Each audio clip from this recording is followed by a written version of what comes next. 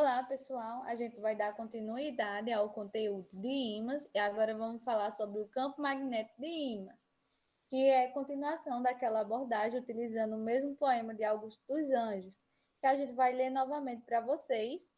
E vocês espero que procurem outros poemas, né? E tentem relacionar com alguns termos da física e trazer algumas perguntas para a gente tentar dialogar. A equipe do projeto, né? Eu, Clarice, Aline e Ana e Djaine Araújo. Mas quem vai apresentar essa abordagem da continuidade são apenas eu e a Aline. O poema é o mesmo, é a Agonia de um Filósofo, onde a Aline vai ler agora o início. Olá, pessoal. Sejam bem-vindos mais uma vez à nossa aula sobre campo magnético, que é uma continuação daquilo que a gente falou no vídeo anterior. Então, assim, campo magnético, a gente trouxe exatamente o mesmo poema, porque a gente ainda está abordando aqueles pontos que a gente colocou para vocês, né?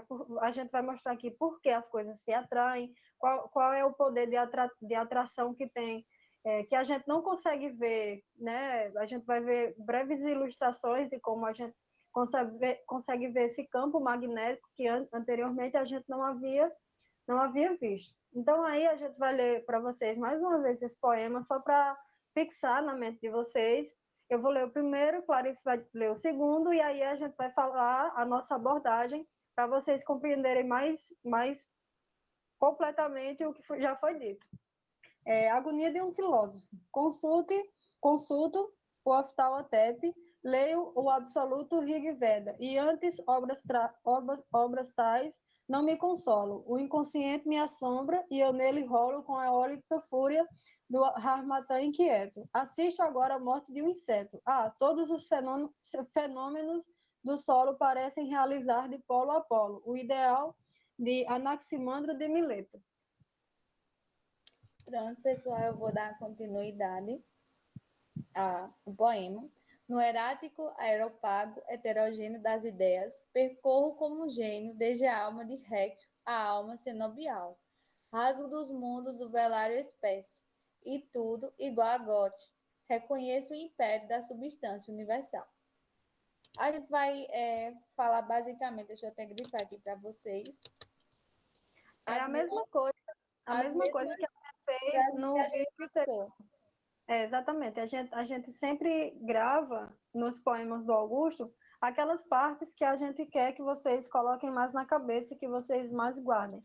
Não que o poema ele não seja interessante em si, né? Porque as palavras que ele usa aqui, como eu já falei para vocês, são palavras extremamente ricas que, quando vocês forem procurar significados a tudo isso aí que o poema fala, vocês vão aprender bem mais do que até outras informações que vocês possam entender por aí, né? Porque o conteúdo do Augusto é muito rico disso. Então, para frisar primeiro aqui, polo a polo, essa palavrinha que Clarice falou aí. Pronto, agora a gente vai dar continuidade, né, do conteúdo do campo magnético de um ímã. A gente já falou o que era um ímã na aula anterior, qual foi os primeiros estudos do ímã, em que coisas estava presente na nossa vida o ímã, o que nos proporcionava.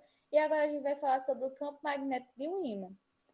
O campo magnético de um ímã ele não tem início, essas linhas de campo, nem início nem fim. Se diz isso porque a gente não consegue ver onde é que está iniciando, onde é que está terminando. E essas linhas, elas são chamadas, essas linhas que existem no ímã, são chamadas de linhas de campo fechadas, pois como ela sai do norte e entra no sul, né, as linhas são do campo magnético, nasce no norte e morre no sul, isso assim, primeiramente para vocês entenderem, a gente não vê. Mas a gente teve um estudo que foi comprovado que existe essa afirmação, que sai do norte e entra no sul, isso sim. E essas linhas de campo que formam um campo fechado, vocês estão vendo na imagem, elas ficam fechando.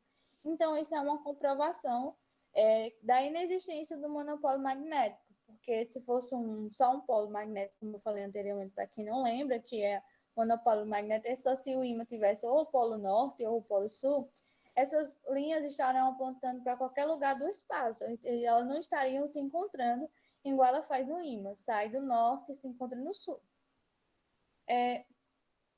Essas linhas de campo, elas nunca vão mudar, tipo, a sua direção. Tipo, sair do norte diferente, elas sempre vão sair do norte, ela não vai mudar, tipo, sair do sul para entrar no norte, ela sempre vai continuar da mesma maneira, como mostra essa imagem aqui da direita, aqui para vocês verem, ó, que as linhas de campo, isso é de forma imaginária, que a gente não vê exatamente elas saindo exatamente aqui do norte, mas como a gente sabe que elas saem do norte, a gente foi colocada essa setinha aqui na imagem para apenas a gente saber isso. Mas na realidade elas são as linhas de campo igual essa imagem aqui, imagem da esquerda, que para vocês verem que a gente não tem noção de onde está saindo e de onde está entrando.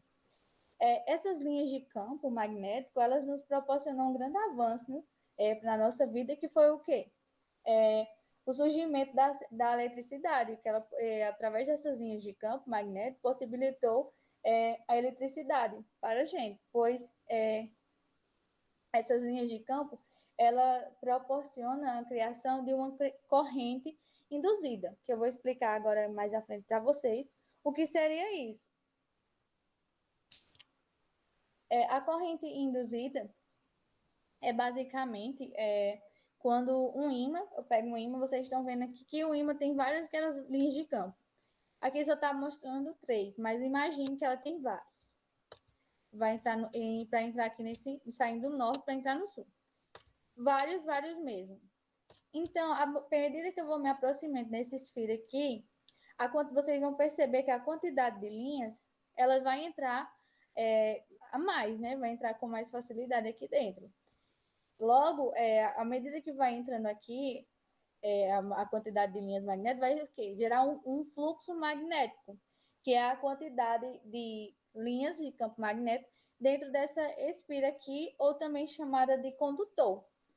Logo com isso, com essa grande quantidade a quantidade vai aumentando nessa variação do fluxo magnético, vai criar uma corrente, que é chamada de corrente induzida, que essa corrente é justamente criada para que faça uma diminuição na quantidade nesse fluxo magnético. Ele tenta controlar essa corrente induzida.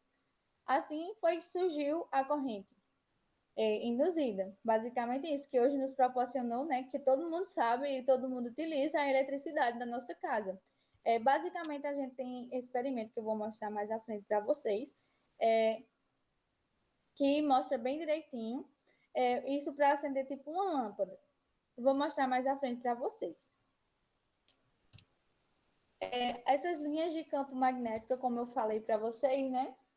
Elas não são perceptíveis aos olhos humanos, tipo, saindo da direção. A gente não vai conseguir ver de onde está saindo, onde está entrando, mas a gente consegue ver que tem essas linhas saindo a partir de um experimento. Aqui na imagem esquerda são os mesmos experimentos da direita e da esquerda, mas só que esse da esquerda foi reproduzido pelo o campo 7 da UEPB aqui de Patos, onde foi colocado aqui o experimento em si é tipo um papelzinho, onde coloca o ímã embaixo desse papelzinho e em cima do papel é jogado um pó de metal. Aí vai formar essa imagem aqui, mostrar as linhas bem direitinho.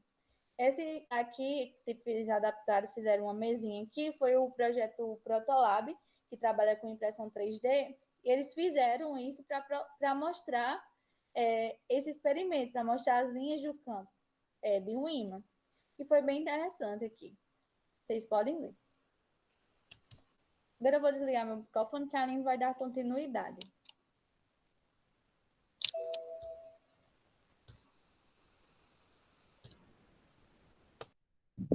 É interessante frisar o que Clarice falou, né? Então, assim, na primeira aula que a gente deu, a gente tinha lá o ímã, a gente soube do poder atrativo que eles tinham, a gente também identificou a questão dos polos, né? Quando a gente brinca com aqueles ímãs ali, que a gente não consegue encostar um no outro, ou tem lá a situação que a gente até consegue encostar e eles ficam tão grudadinhos, né? Tão juntinhos que às vezes é até difícil para a gente separar eles, né? Então, é basicamente isso, né?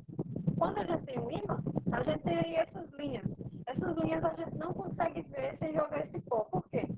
Porque essas linhas não são visíveis aos nossos olhos, mas colocando um pozinho desse ferro, a gente consegue ver a trajetória que esse campo, que essas linhas Amiga, elas fazem. Oi? eu não sei, Oi? o seu áudio tá ficando um pouco falhado. Tá, é bem internet. Voltou ao Melhorou? normal agora. Melhorou? Melhorou. Isso. Pronto, como eu já vinha dizendo, não é possível a gente ver essas linhas, né? Esse poder atrativo vem muito dessas linhas que vocês viram lá. Volta só um slide aí, Clarice.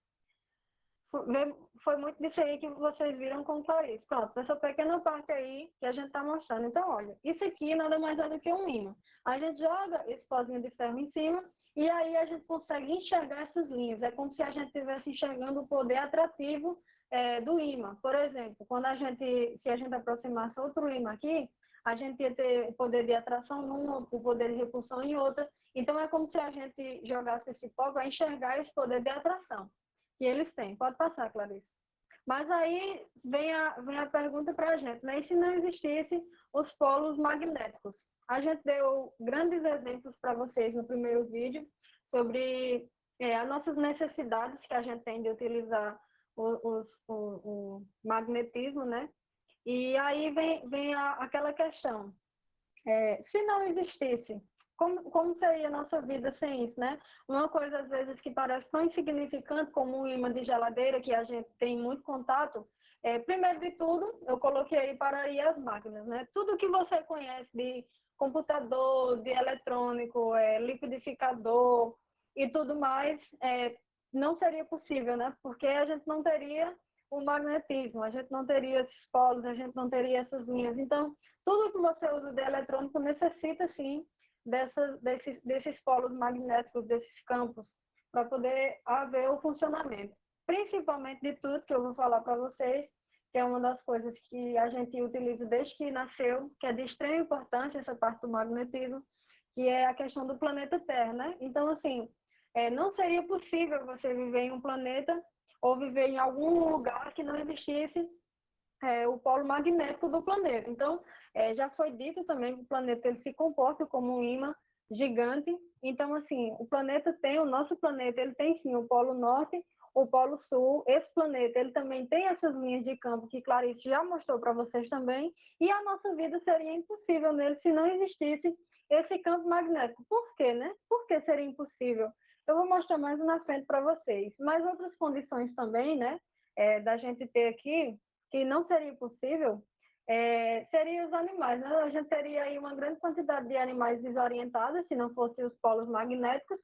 Isso por quê? Porque os animais, eles não conseguem ver esse campo. Ainda existe um estudo observando a coloração dos olhos desses animais para saber se eles conseguem realmente enxergar, mas não há ainda nada confirmado. Mas eles conseguem sentir, né? Eles são sensíveis a esse campo. E aí o que é que acontece?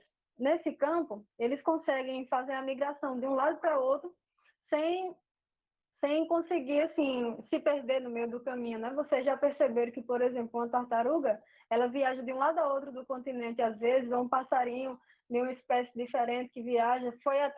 Eu já vi até um estudo semana passada sobre uma espécie de pássaro, eu não lembro agora qual era, que colocaram um GPS nele e observaram o local que ele andava, né? Então, ele traçou uma linha reta numa parte da Terra, da África, numa parte a outra da África, e foi bem interessante, porque ficou bem retinho assim, né? Então, se perguntaram, ele tem propriedades que fazem com que ele não se perca, né? E é exatamente isso, eles são sensíveis ao magnetismo, esses polos magnéticos, eles conseguem sentir, é assim que eles usam essa estratégia para conseguir se mover de um lado a outro.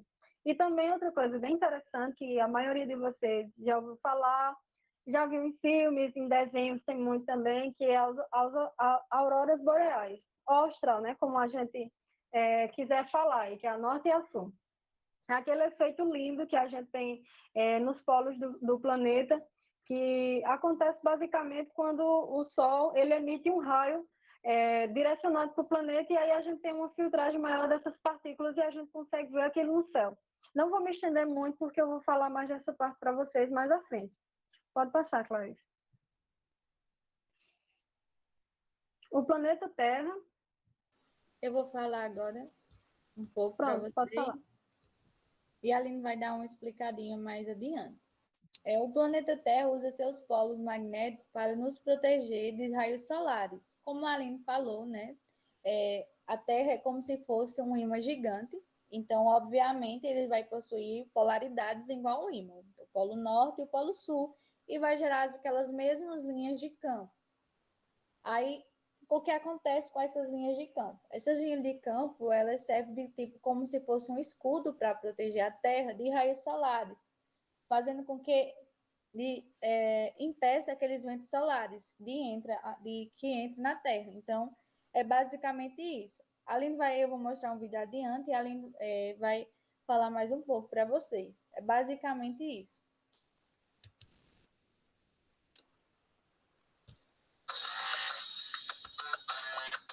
As tempestades solares que criam belíssimas auroras nos polos da Terra também podem causar estragos.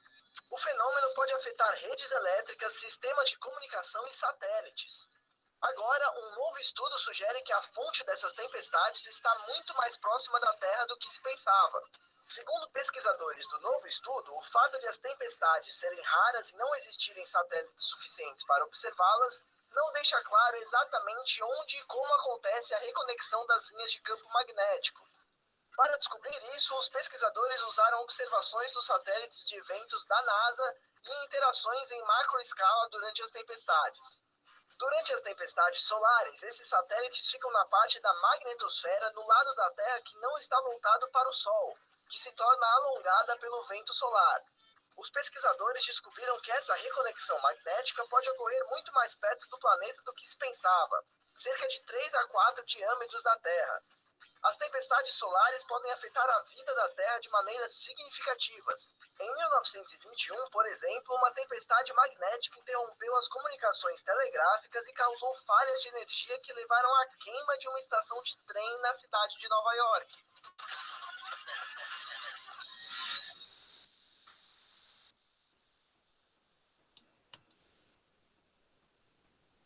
Excelente o vídeo, né? Dá para a gente enxergar bem o que acontece aí. Pode passar, Clarice. E como já foi dito no vídeo, né? Que explica maravilhosamente bem como isso acontece, eu trouxe mais um exemplo aqui para a gente conseguir visualizar bem. Então é o seguinte, o Sol, ele é bem maior do que a Terra, né? Extremamente maior do que a Terra. E aí, o que é que acontece? Esse GIF que vocês estão vendo aí é o que a gente chama de looping. Então, o Sol ele está constantemente jogando esse looping, esses ventos solares, no espaço. E a gente, né, o planeta Terra, está orbitando o Sol, então também está no espaço. Então, assim, tem vários fatores para a gente precisar do campo magnético, né? Só que um dos principais também é essa sequência de ondinhas que vocês estão vendo aí ao redor do planeta Terra, que estão protegendo, como Clarice falou, protegendo a Terra exatamente desses ventos solares. Então, o que é que acontece? Quando o Sol emite esse vento, ele chega a bater na Terra, né? E aí, essas ondas que eles têm, eles acabam protegendo a Terra apenas com esse campo magnético que ele possui, né? E a gente tem aí, onde vocês estão vendo, a parte norte e a parte sul. E, assim, quando o Sol ele chega na parte da Terra que ele bate, vai tangenciar nessa parte norte e nessa parte sul alguns restos do Sol, né? Assim, da parte do Sol, dos ventos solares que atingiram o planeta. E essa parte que tangencia, ela vai acabar sendo filtrada pelo Polo Norte e Polo Sul, e aí a gente vai ter uma filtragem de partícula maior, e aí a gente vai ter esse lindo efeito da aurora boreal, que eu já mencionei para vocês, que vocês acabaram de ver no vídeo. Então é basicamente isso, né? Não é questão de mágica, não é questão de nada, como dizem muitos filmes por aí, é mais a questão disso, né? São pequenas partículas sendo filtradas da nossa atmosfera, que sobram, né? Que passam por cima do nosso planeta. Pode passar. Como eu já falei para vocês, é de extrema importância a gente ter aí o nosso campo magnético, porque ele nos protege desses raios solares, esses ventos solares, na verdade. Então, assim, será que seria possível a gente viver num lugar que não tivesse o campo magnético? E o que é que aconteceria quando o Sol emitisse um looping desse que jogasse diretamente para o planeta, né? Sem o campo magnético, sem ter essa proteção? A gente sempre vê assim que o nosso sistema solar ele é um sistema extremamente composto, né? Se você tira uma coisinha, o sistema começa a não se bater bem, né? Como se fosse totalmente planejado para existir a vida. E é por isso que a gente está aqui, né? Por vários fatores. Mas o principal deles a gente vai colocar aqui, ó. O planeta vermelho, Marte. Existem vários fatores para Marte não ter vida, né? Quem conhece sabe, Marte é muito pequenininho, por exemplo, Marte é muito seco. Marte está bem alto agora, o pessoal está fazendo várias missões para lá. Eu coloquei aqui uma imagem do que seria Marte antes e Marte depois. Então, essa parte azulzinha aqui era o que tinha em Marte, né? Que é o que achava-se que tinha água. Pode voltar, Clarice. Que é o que achava-se que tinha água, né? Nessa parte azul. Então, assim, Marte super parecido com a Terra. De acordo com os estudos que a gente tem aí, a gente vai observar um pouco isso daqui a pouco.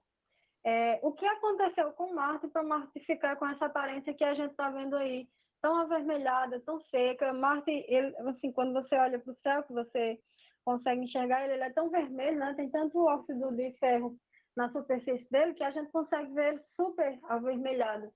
Então, assim, Marte passou por um processo doloroso, né? E o que causou esse processo, né? Então, uma das teorias do que causou esse processo assim, de Marte perder tanta água é exatamente a inversão dos polos.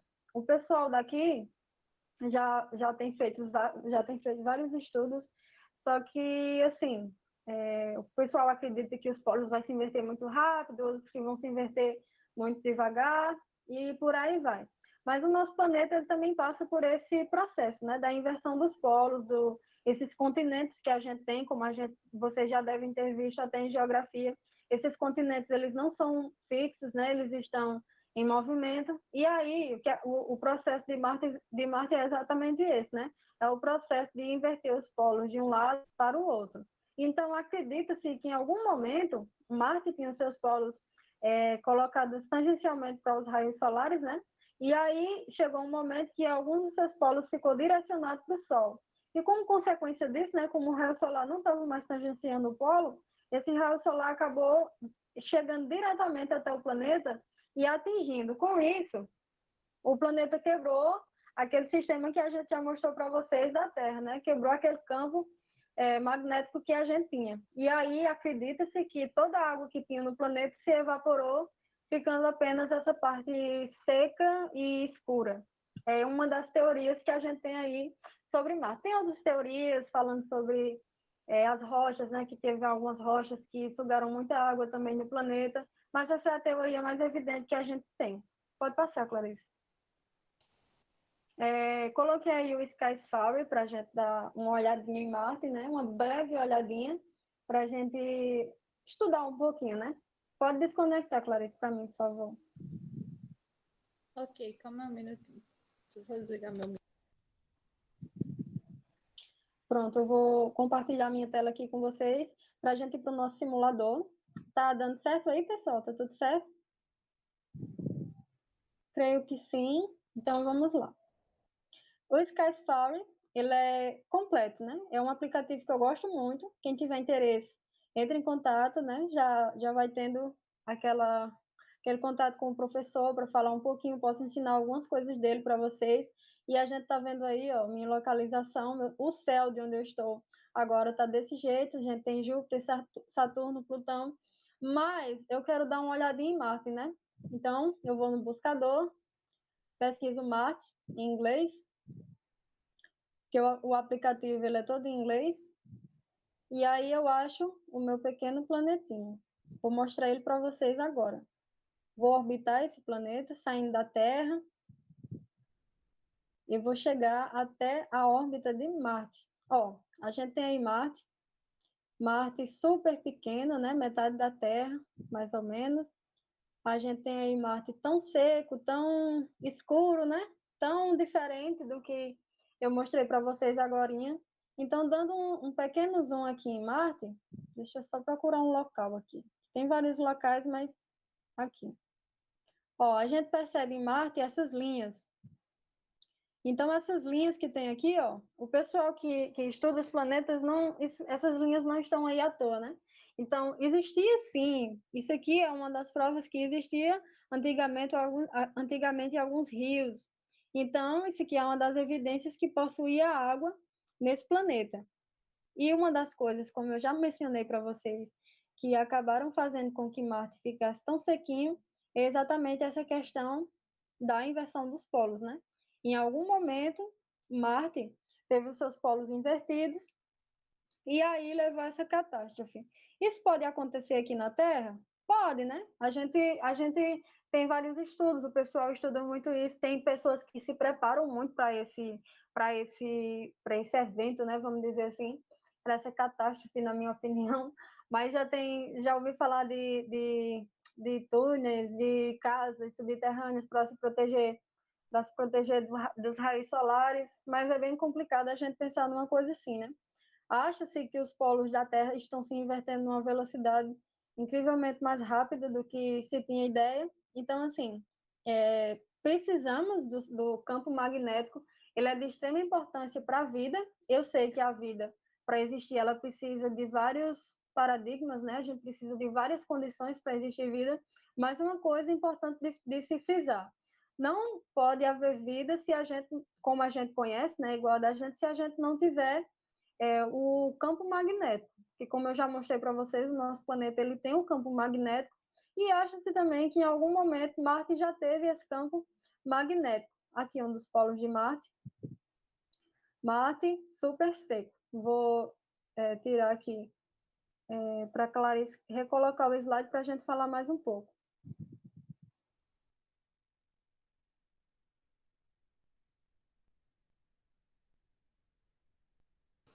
Eu vou retornar à apresentação agora, viu, pessoal? Só um minutinho.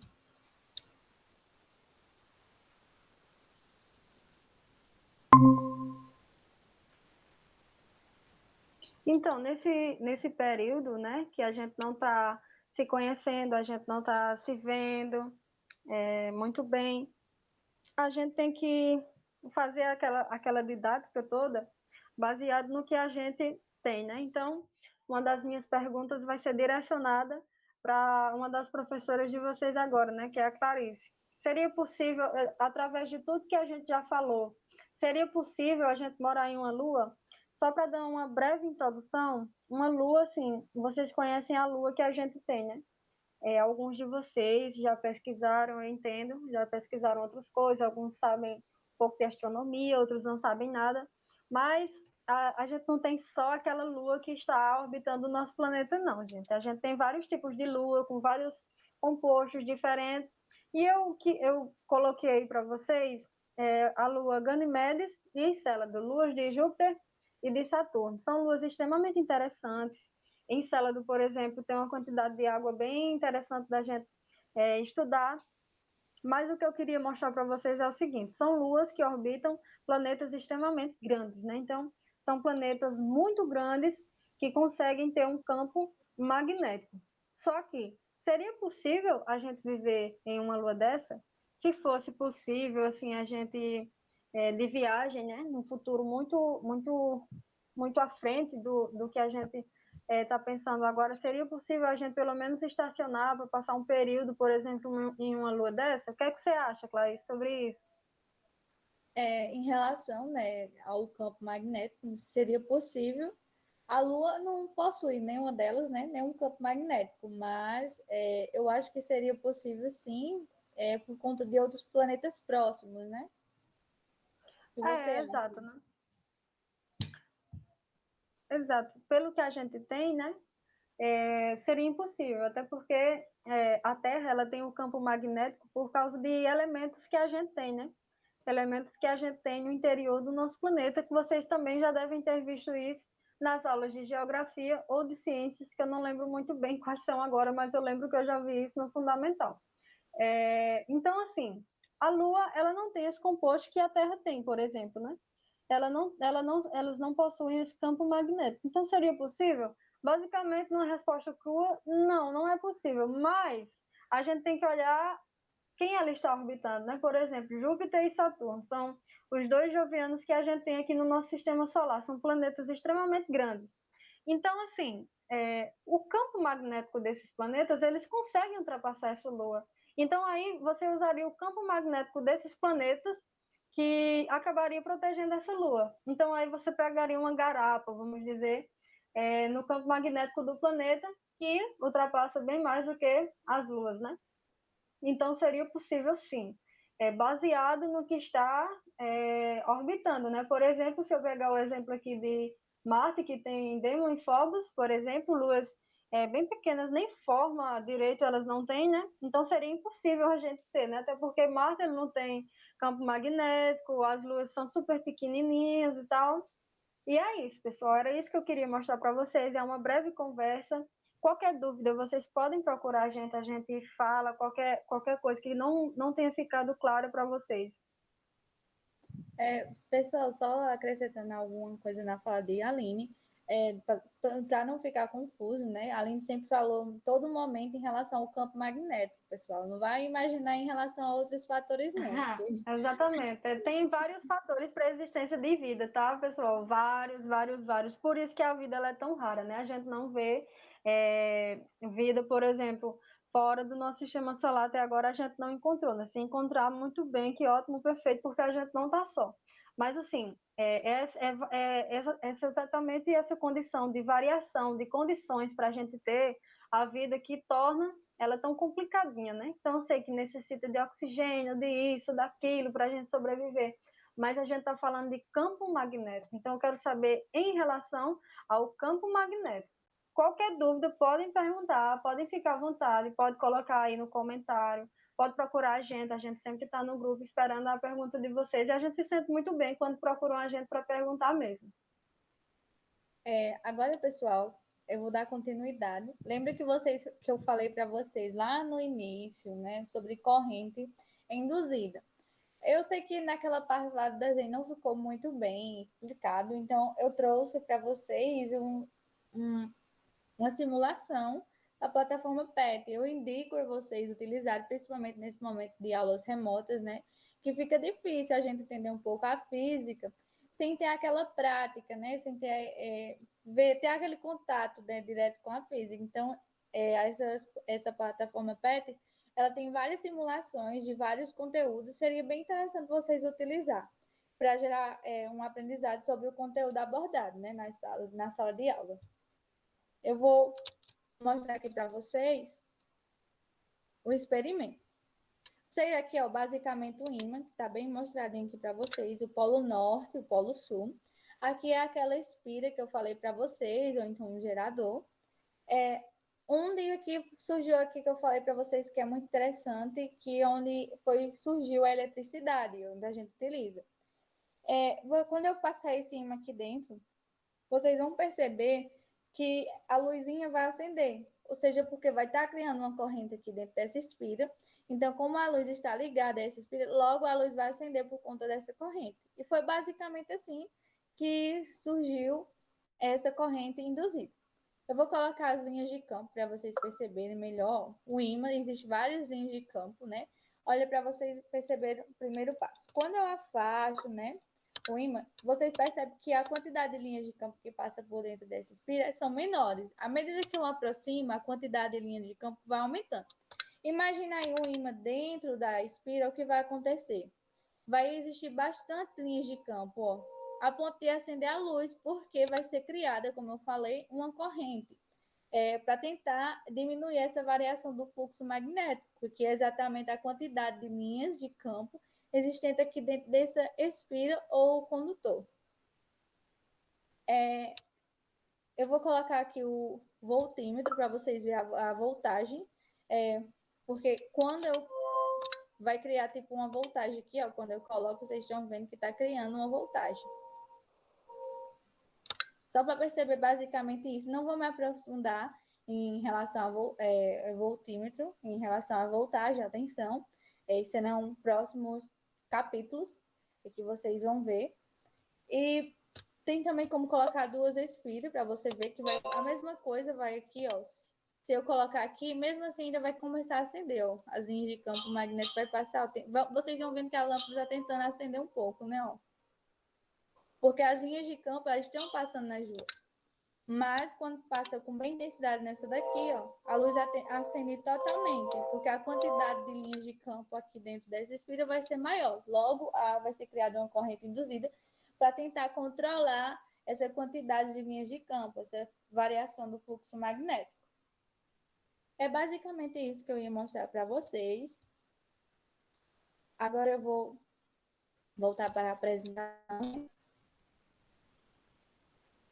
Mostrar as referências para vocês, caso vocês queiram saber de onde a gente pegou desse livro aqui, ele é bem interessante, super indico para vocês, ele é bem completinho, e a gente pegou em alguns sites da internet mesmo, só para complementar.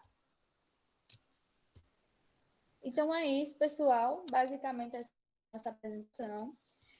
Foi um pouco breve, né, porque a gente vai dar continuidade nas próximas aulas. Espero que vocês tenham compreendido. Então é isso, pessoal. Muito obrigada. E qualquer dúvida, a gente vai estar postando esse vídeo no YouTube. Qualquer dúvida, só deixar lá nos comentários. Tem um grupo, né, do WhatsApp também. Pode perguntar que a gente está à disposição.